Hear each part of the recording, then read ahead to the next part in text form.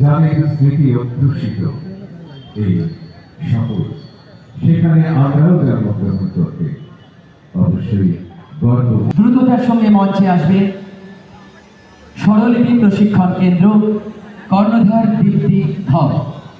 অনুষ্ঠানের মধ্যে দিয়ে আজকে নবম দিনের সাংস্কৃতিক অনুষ্ঠান শুরু হচ্ছে। মঞ্চের পাশে প্রস্তুত থাকবে চিত্তপ্রিয় শিল্পী স্বর্ণযুগের গান।